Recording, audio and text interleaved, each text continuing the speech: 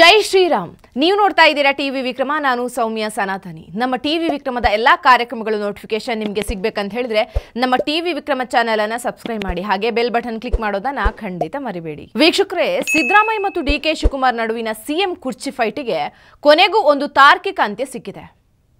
ದೆಹಲಿಯಲ್ಲಿ ರಾಹುಲ್ ಗಾಂಧಿ ಮತ್ತು ಖರ್ಗೆ ಎದುರು ನಡೆದಂಥ ವಾದ ಪ್ರತಿವಾದಗಳ ನಂತರ ಹೈಕಮಾಂಡ್ ಪೀಠದಿಂದ ಮಹತ್ವದ ತೀರ್ಪು ಹೊರಬಿದ್ದಿದೆ.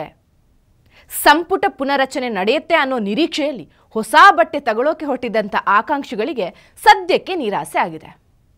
ಮಂತ್ರಿ ಸ್ಥಾನ ಕಳ್ಕೊಳ್ಳೋ ಆತಂಕದಲ್ಲಿ ಊಟ ನಿದ್ದೆ ಬಿಟ್ಟು ಕೂತಿದ್ದಂಥ ಸಚಿವರು ಸಮಾಧಾನದಿಂದ ನಿಟ್ಟುಸಿರು ಬಿಟ್ಟಿದ್ದಾರೆ. ಸಿದ್ದರಾಮಯ್ಯನವರಿಗೆ ಹೈಕಮಾಂಡ್ನಿಂದ ಸರಿಯಾದ ಪೂಜೆನೇ ನಡೆದಿದೆ ಅಂತ ಹೇಳಲಾಗ್ತಾ ಇದೆ. ಡಿಕೆಶಿ ಕೈ ಮೇಲಾಗಿರೋ ಸ್ಪಷ್ಟ ಸೂಚನೆ ಸಿಗ್ತಾ ಇದೆ. ಇಷ್ಟಕ್ಕೂ ದೆಹಲಿ ಭೇಟಿಯಲ್ಲಿ ನಡೆದಿರೋದೇನು? ದೆಹಲಿಯಿಂದ ಬಂದ ಕೂಡಲೇ ಸಿದ್ದರಾಮಯ್ಯ ಮತ್ತು ಡಿಕೆಶಿ ಇಬ್ರು ಸದ್ಯಕ್ಕೆ ಸಚಿವ ಸಂಪುಟ ಪುನರಚನೆ ಇಲ್ಲ ಅಂತ ಘೋಷಿಸೋದ್ರ ಹಿನ್ನೆಲೆ ಏನು? ಇದೇ ವಾರದಲ್ಲಿ ಸಂಪುಟ ರಿಶಫಲಿಂಗ್ ಆಗುತ್ತೆ ಅನ್ನೋ ನಿರೀಕ್ಷೆ ತಲೆ ಕೆಳಗಾಗೋಕೆ ಕಾರಣ ಏನು? ದೆಹಲಿಯಿಂದ ವಾಪಸ್ ಬಂದ ಕೂಡಲೇ ಸಚಿವರ ವಿರುದ್ಧ ಸಿದ್ದರಾಮಯ್ಯ ರಾಂಗ್ ಆಗಿದ್ಯಾಕೆ? ಸಚಿವರ ವಿರುದ್ಧ ಕಿಡಿಕಾರಿದ್ಯಾಕೆ? ವೀಕ್ಷಕರೇ, ನಿಮಗೆಲ್ಲ ಗೊತ್ತಿರೋ ಹಾಗೆ ದೆಹಲಿಗೆ ಫಸ್ಟ್ ಹೊರಟು ನಿಂತಿದ್ದು ಡಿಕೆ ಶಿವಕುಮಾರ್.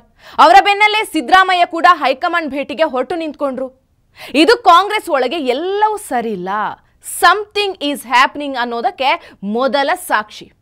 ಇದರ ಮಧ್ಯೆ ಸತೀಶ್ ಜಾರಕಿಹೊಳಿ ನಮ್ಮಲ್ಲಿ ಬಣರಾಜಕೀಯ ಇದೆ ಅಂತ ಹೇಳಿಕೆ ಕೊಟ್ಟಿದ್ದನ್ನ ನೀವು ಇಲ್ಲಿ ನೋಟ್ ಮಾಡ್ಕೊಳ್ಳೇಬೇಕು. ಅಧ್ಯಕ್ಷ ಇದ್ದಾರೆ, ಸಿಎಂ ಇದ್ದಾರೆ, ಅವರು ಅದನ್ನ ತೀರ್ಮಾನ ಮಾಡ್ತಾರೆ, ಎಲ್ಲಿ ಮಾಡಬೇಕು, ಯಾವಾಗ ಮಾಡಬೇಕು.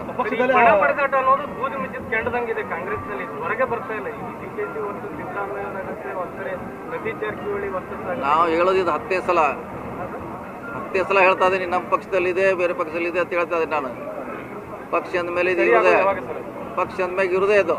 ಮತ್ತು ನಾವು ಗೆದ್ದು ಹೆಂಗಾರ ಬಡದಾಟಿದ್ರೆ, ಬಡದಾಡಿದ್ರೆ ಇದ್ರೆ ಗೆದ್ದು ಹೆಂಗನ್ನೋದು ಪ್ರಶ್ನೆ. ಚುನಾವಣೆ ಬಂದಾಗ ಒಂದಾಗ್ತೀವಿ. ನಮ್ಮ ಅಭಿಪ್ರಾಯ, ನಮ್ಮ ವಿಚಾರಗಳು ಸಪ್ರೇಟ್ ಇದ್ರು ಕೂಡ ಓಕೆ. ಹೈಕಮಾಂಡ್ ಎದುರು ನಡೆದಿದ್ದಾದ್ರೂ ಏನು? ಸಿದ್ದರಾಮಯ್ಯ ಉಪಚುನಾವಣೆ ಗೆದ್ದಿರೋದು ನನ್ನಿಂದಾನೇ ಅನ್ನೋ ಭ್ರಮೆಯಲ್ಲಿ ಖರ್ಗೆ ಮತ್ತು ರಾಹುಲ್ ಎದುರಿಗೆ ತಾವೇ ತಯಾರಿಸಿರುವಂತಹ ರಿಪೋರ್ಟ್ ಕಾರ್ಡ್ ಇಟ್ಟಿದ್ದಾರೆ. ಜನ ನನ್ನನ್ನ ಸಿಎಂ ಆಗಿ ಉಳಿಸೋಕೆ ಅಂತಾನೆ ಉಪಚುನಾವಣೆಯಲ್ಲಿ ಗೆಲ್ಸಿದ್ದಾರೆ. ಸೊ ನಾನು ಈಗ ಸಚಿವ ಸಂಪುಟವನ್ನ ಪುನರಚನೆ ಮಾಡೋಕೆ ಅಂತ ಲಿಸ್ಟ್ ತಂದಿದ್ದೀನಿ, ನೀವು ಓಕೆ ಮಾಡಿದ್ರೆ ಇಲ್ಲಿಂದ ಹೋದವನೇ ಸರ್ಜರಿ ಮಾಡ್ತೀನಿ ಅಂದಿದ್ದಾರೆ. ಈ ಮಾತನ್ನ ನಂಬೋದಕ್ಕೆ ಅಥವಾ ಒಪ್ಪೋದಕ್ಕೆ ಹೈಕಮಾಂಡ್ಗೆ ವಸ್ತುಸ್ಥಿತಿ ಗೊತ್ತಿಲ್ವಾ? ನೋಡಿ ಸಿದ್ದರಾಮಯ್ಯನವರೇ, ಉಪಚುನಾವಣೆ ಗೆಲ್ಲುವಲ್ಲಿ ನಿಮ್ಮ ಪಾತ್ರಕ್ಕಿಂತ ಡಿಕೆ ಶಿವಕುಮಾರ್ ರೋಲ್ ಜಾಸ್ತಿ ಇದೆ. ಅವರು ಅಧ್ಯಕ್ಷ ಸ್ಥಾನದಲ್ಲಿದ್ದು ಕೆಲಸ ಮಾಡಿದ್ದಾರೆ. ಯೋಗೇಶ್ವರ್ ಕರ್ಕೊಂಡು ಬಂದು ಕುಮಾರಸ್ವಾಮಿ ಕುಟುಂಬವನ್ನ ಸೋಸಿದ್ದಾರೆ. ಈ ಗೆಲುವಿನ ಕ್ರೆಡಿಟ್ ನಿಮ್ದಲ್ಲ. ನೀವೀಗ ಮುಡಾ ಮತ್ತು ವಾಲ್ಮೀಕಿ ಹಗರಣದಲ್ಲಿ ಡೇಂಜರ್ ಝೋನ್ ಅಲ್ಲಿ ಇದ್ದೀರಿ. ಯಾವ ವಿಶ್ವಾಸದ ಮೇಲೆ ನೀವು ಸಂಪುಟ ಪುನರಚನೆ ಬಗ್ಗೆ ಮಾತಾಡ್ತೀರಿ? ಕೆಲವೇ ತಿಂಗಳಲ್ಲಿ ನಿಮ್ಮ 2.5 ವರ್ಷದ ಅವಧಿ ಕೂಡ ಪೂರ್ತಿ ಆಗ್ತಾ ಇದೆ. ಈಗ ಪುನರಚನೆ ಮಾಡೋ ಅಗತ್ಯ ಇಲ್ಲ ಅಂತ ಖಡಕ್ಕಾಗಿ ಹೇಳಿ ಸೈಡಿಗೆ ನಿಲ್ಲಿಸಿದೆ ಹೈಕಮಾಂಡ್. ಆದರೆ ಇಂಥ ಮುಖಭಂಗದ ನಡುವೆನೆ ಸಿದ್ದರಾಮಯ್ಯನವರಿಗೆ ಸಿಕ್ಕಿರೋ ಸಮಾಧಾನ ಏನಂದ್ರೆ, ಹೈಕಮಾಂಡ್ ಈಗ ಸಿದ್ದರಾಮಯ್ಯನವರನ್ನ ಕುರ್ಚಿಯಿಂದ ಕೆಳಗೆ ಇಳಿಸ್ತಾ ಇಲ್ಲ. ಮುಂದಿನ ಜುಲೈ ಆಗಸ್ಟ್ ತನಕ ನಾವಾಗಿ ನಿಮ್ಮನ್ನ ಸೀಟಿಂದ ಇಳಿಸೋದಿಲ್ಲ. ಆದರೆ ಇಡಿ ತನಿಖೆ, ಕೋರ್ಟ್ ತೀರ್ಪು ಇತ್ಯಾದಿಗಳಿಂದ ನೀವು ಬಂಧನಕ್ಕೊಳಗಾದ್ರೆ ಅಥವಾ ಪಕ್ಷಕ್ಕೆ ಮುಜುಗರ ತರೋ ಸನ್ನಿವೇಶ ನಿರ್ಮಾಣ ಆದ್ರೆ ನೀವು ಅವಧಿಗೆ ಮೊದಲೇ ಇಳಿಬೇಕಾಗತ್ತೆ ಅಂತ ಹೈಕಮಾಂಡ್ ಹೇಳಿದೆ. ಒಂದು ರೀತಿಯಲ್ಲಿ ಇದು ಸಿದ್ದರಾಮಯ್ಯನವರಿಗೆ ಸಿಕ್ಕಿರುವಂಥ ಟೆಂಪರರಿ ರಿಲೀಫ್ ಅನ್ಬಹುದು. ಆದರೆ 5 ವರ್ಷ ನಾನೇ ಸಿಎಂ ಆಗಿರಬೇಕು ಅಂತ ದುರಾಸೆ ಹೊತ್ತಿದ್ದಂಥ ಸಿದ್ದುಗೆ ಹೈಕಮಾಂಡ್ ಮಾತು ಕೇಳಿ ಸಂತೋಷದ ಬದಲು ಶಾಕ್ ಆಗಿದೆ. ಈ ಬೆಳವಣಿಗೆಗೆ ಮತ್ತು ಹೈಕಮಾಂಡ್ ಈ ರೀತಿ ಹೇಳೋದಕ್ಕೆ ಕಾರಣ ಏನು ಗೊತ್ತಾ? ಈಗಾಗಲೇ ಡಿಕೆ ಶಿವಕುಮಾರ್ ಅವರಿಗೆ ಕೊಟ್ಟಿರುವಂಥ ಮಾತು. 2.5 ವರ್ಷ ಆದಮೇಲೆ ಡಿಕೆಶಿಗೆ ಸಿಎಂ ಪಟ್ಟ ಅನ್ನೋ ಪ್ರಾಮಿಸ್ ಕೊಟ್ಟಿದೆ ಹೈಕಮಾಂಡ್. ಡಿಕೆಶಿ ಬಹಳ ತಾಳ್ಮೆಯಿಂದ ಕಾಯ್ತಿದ್ದಾರೆ. ಪಕ್ಷದ ವಿಚಾರದಲ್ಲಿ ಡಿಕೆಶಿ 100ಕ್ಕೆ 200% ಕಾಂಟ್ರಿಬ್ಯೂಟ್ ಮಾಡ್ತಾ ಇದ್ದಾರೆ. ಇವತ್ತು ರಾಜ್ಯದಲ್ಲಿ ಕಾಂಗ್ರೆಸ್ ಇಷ್ಟು ಬಲಶಾಲಿ ಆಗಿರೋದಕ್ಕೆ ಡಿಕೆಶಿನೇ ಕಾರಣ. ಅಧ್ಯಕ್ಷರಾಗಿ ಅದ್ಭುತ ಕೆಲಸ ಮಾಡಿದ್ದಾರೆ. ಸೊ ಡಿಕೆಶಿ ಮಾತಿಗೆ ಹೈಕಮಾಂಡ್ ಬೆಲೆ ಕೊಟ್ಟಿದೆ. ಈಗ ರೀಶಫಲಿಂಗ್ ಮಾಡೋಕೆ ಬಿಡಲ್ಲ. ಅಧ್ಯಕ್ಷ ಸ್ಥಾನದಲ್ಲಿ ನೀವೇ ಮುಂದುವರಿಯಿರಿ. ಜುಲೈ ಆಗಸ್ಟ್ ಹೊತ್ತಿಗೆ ಕೊಟ್ಟಿರೋ ಮಾತಿನ ಪ್ರಕಾರ ಸಿದ್ದರಾಮಯ್ಯನವರನ್ನ ಇಳಿಸಿ ನಿಮ್ಮ ಪಟ್ಟಾಭಿಷೇಕ ಮಾಡ್ತೀವಿ ಅಂದಿದ್ದಾರೆ. ಅಲ್ಲಿಗೆ 2025 ಆಗಸ್ಟ್ ತಿಂಗಳಲ್ಲಿ ಡಿ.ಕೆ. ಶಿವಕುಮಾರ್ ಅವರು ಸಿಎಂ ಆಗಿ ಹೊಸ ಸಂಪುಟ ರಚನೆ ಆಗುವುದು ಪಕ್ಕ ಅಂತಾಗಿದೆ. ಡಿ.ಕೆ.ಶಿ ಸಂಪೂರ್ಣ ಸಮಾಧಾನದಿಂದ ಬೆಂಗಳೂರಿಗೆ ವಾಪಸ್ಸಾಗಿದ್ದಾರೆ. ಆದರೆ ಸಿದ್ದರಾಮಯ್ಯ ಡಿಸ್ಟರ್ಬ್ ಆಗಿದ್ದಾರೆ. ಬೆಂಗಳೂರಿಗೆ ಬರ್ತಾ ಇದ್ದ ಹಾಗೆ ಸಚಿವರ ವಿರುದ್ಧ ಹರಿಹಾಯ್ದಿದ್ದಾರೆ. ಬಿಜೆಪಿ ವಿರುದ್ಧ ನಾನೊಬ್ಬನೇ ಹೋರಾಡ್ತಾ ಇದ್ದೀನಿ, ಸಂಪುಟದ ಸಹೋದ್ಯೋಗಿಗಳಾಗಿರುವಂಥ ನೀವೆಲ್ಲ ನಿಷ್ಕ್ರಿಯರಾಗಿದ್ದೀರಿ, ನನ್ನ ಬೆಂಬಲಕ್ಕೆ ಸಮರ್ಥನೆಗೆ ನಿಲ್ತಾ ಇಲ್ಲ ಅಂತ ರೇಗಾಡಿದ್ದಾರೆ. ಇದರ ಬೆನ್ನಲ್ಲೇ ತಮ್ಮ ಬೆಂಬಲಿಗರನ್ನ ಛೂಬಿಟ್ಟು ಭಿನ್ನಮತವನ್ನು ಸ್ಫೋಟಿಸಿದ್ದಾರೆ ಸಿದ್ದು. ಸತೀಶ್ ಜಾರಕಿಹೊಳಿ ಈಗ ನಂಗೂ ಸಿಎಂ ಆಗೋ ಆಸೆ ಇದೆ, ರಾಜ್ಯಾಧ್ಯಕ್ಷ ಆಗೋ ಆಸೆ ಇದೆ ಅಂತ 2 ಸೀಟ್ ಮೇಲೆ ಟವಲ್ ಬಿಸಾಕಿದ್ದಾರೆ. ಇನ್ನೊಂದು ವೇದಿಕೆಯಲ್ಲಿ ಕೆ.ಎನ್. ರಾಜಣ್ಣ ಕೆಪಿಸಿಸಿ ಅಧ್ಯಕ್ಷ ಸ್ಥಾನ ನಂಗೆ ಕೊಡೋದಾದ್ರೆ ಮಂತ್ರಿ ಸ್ಥಾನವನ್ನ ಬಿಡ್ತೀನಿ ಅಂತ ಹೇಳಿದ್ದಾರೆ. ನೀವು ನಿಮ್ಮ ಪ್ರಶ್ನೆಯಂತೆ ನೀವು ಆಕಾಂಕ್ಷಿ ಅಂದ್ರೆ ನಾನು ಕೂಡ ಕೆಪಿಸಿಸಿಗೆ ಆಕಾಂಕ್ಷಿ ಇದ್ದೇನೆ. ಈ ಮಾತಿನ ಹಿಂದಿರೋ ಅಜೆಂಡಾ ಏನು?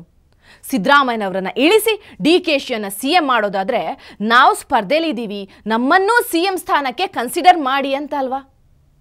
ಕೆಪಿಸಿಸಿ ಅಧ್ಯಕ್ಷ ಸ್ಥಾನಕ್ಕೂ ಫೈಟ್ ಮಾಡ್ತಿದ್ದೀವಿ, ಡಿ.ಕೆ.ಶಿ ಜಾಗಕ್ಕೆ ನಮ್ಮನ್ನ ತನ್ನಿ ಅಂತ ಅರ್ಥ ಅಲ್ವಾ? ತನ್ವೀರ್ ಸೇಠ್, ವಿನಯ್ ಕುಲಕರ್ಣಿ ಕೂಡ ದಿಢೀರ್ ಹೇಳಿಕೆಗಳನ್ನು ಕೊಡ್ತಿದ್ದಾರೆ ಅಂದ್ರೆ ಇದು ಆಂತರಿಕವಾಗಿ 2 ಬಣಗಳು ಯುದ್ಧಕ್ಕಿಳಿದಿರೋದು ಸೂಚನೆ ಅಲ್ವಾ? ಇದೆಲ್ಲದರ ಸಾರಾಂಶ ಹೇಳೋದಾದ್ರೆ ಹೈಕಮಾಂಡ್ ಈಗ 8 ತಿಂಗಳುಗಳ ಕಾಲ ಯಥಾಸ್ಥಿತಿ ಕಾಯ್ದುಕೊಳ್ಳೋ ನಿರ್ಧಾರ ಮಾಡಿದೆ. ಆಗಸ್ಟ್ ಹೊತ್ತಿಗೆ ಸಿದ್ದರಾಮಯ್ಯನವರನ್ನ ಇಳಿಸಿ ಹೊಸ ಸಂಪುಟ ತರೋದ್ರ ಬಗ್ಗೆ ಕೂಡ ಸ್ಪಷ್ಟವಾದ ನಿರ್ಧಾರ ತಗೊಂಡಿದೆ. ಕೆಪಿಸಿಸಿ ಅಧ್ಯಕ್ಷ ಪಟ್ಟವನ್ನು ಕೂಡ ಸದ್ಯ ಬದಲಾಯಿಸೋದಿಲ್ಲ ಅಂದಿರುವಂತಹ ಹೈಕಮಾಂಡ್ ಉದ್ದೇಶ ಬಹಳ ಕ್ಲಿಯರ್ ಇದೆ. ಸಿದ್ದರಾಮಯ್ಯ ಇಳಿದ ಮೇಲೆ ಡಿ.ಕೆ.ಶಿಗೆ ಸಿಎಂ ಸೀಟ್, ಸಿದ್ದು ಬಣದ ಒಬ್ಬರಿಗೆ ಅಧ್ಯಕ್ಷ ಪಟ್ಟ ಅಂತ.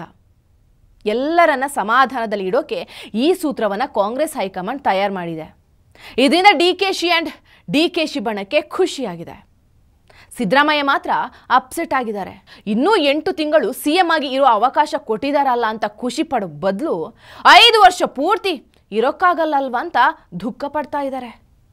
ಯಾವುದೇ ಕಾರಣಕ್ಕೂ ಡಿ.ಕೆ.ಶಿಗೆ ಕುರ್ಚಿ ಸಿಗಬಾರ್ದು ಅಂತ ಬೆಂಬಲಿಗರ ಮೂಲಕ ಹೇಳಿಕೆ ಕೊಡಿಸ್ತಾ ಇದ್ದಾರೆ. ಇದರ ಮಧ್ಯ ಹಾಸನದಲ್ಲಿ ನಡೆಸುವಂತಹ ಸಮಾವೇಶದಲ್ಲಿ ತಮ್ಮ ಬಲ ಪ್ರದರ್ಶನ ಮಾಡೋಕೂ ನಿರ್ಧರಿಸಿದ್ದಾರೆ. ಹಾಗಾದ್ರೆ ಇನ್ನು 6-8 ತಿಂಗಳು ಎಲ್ಲಾ ಚಟುವಟಿಕೆ ಸ್ತಬ್ಧ ಆಗಬಹುದಾ? ಖಂಡಿತ ಇಲ್ಲ. ಇನ್ ಮುಂದೆ ಚಟುವಟಿಕೆ ಜಾಸ್ತಿ ಆಗುತ್ತೆ. ಡಿ.ಕೆ. ಶಿವಕುಮಾರ್ ಅವರ ನೆಮ್ಮದಿ ಕೆಡಿಸುವಂತಹ ಕೆಲಸಗಳು ನಡೀತಾ ಇರ್ತವೆ. ಸಿದ್ದರಾಮಯ್ಯ ಇಡಿ ಕುಣಿಕೆಯಿಂದ ಬಚಾವಾಗ್ಬಿಟ್ರೆ ಆಗಸ್ಟ್ ತಿಂಗಳಿಗೂ ಮೊದಲೇ ಡಿ.ಕೆ. ಶಿವಕುಮಾರ್ ಅಪಾಯ ಎದುರಿಸಬೇಕಾಗುತ್ತೆ. ಸಿದ್ದರಾಮಯ್ಯ 5 ವರ್ಷ ಪೂರೈಸೋದಕ್ಕೆ ಏನೇನ್ ಮಾಡಬೇಕು ಅವೆಲ್ಲವನ್ನ ಮಾಡ್ತಾರೆ, ಡೌಟೇ ಬೇಡ. ಟಿವಿ ವಿಕ್ರಮ, ದೇಶ ನಿಮ್ಮ ಕೈಯಲ್ಲಿ. ಈ ಕಾರ್ಯಕ್ರಮ ನಿಮಗೆ ಇಷ್ಟ ಆಗಿದ್ದಲ್ಲಿ ಲೈಕ್, ಶೇರ್ ಹಾಗೂ ಕಮೆಂಟ್ ಮಾಡಿ.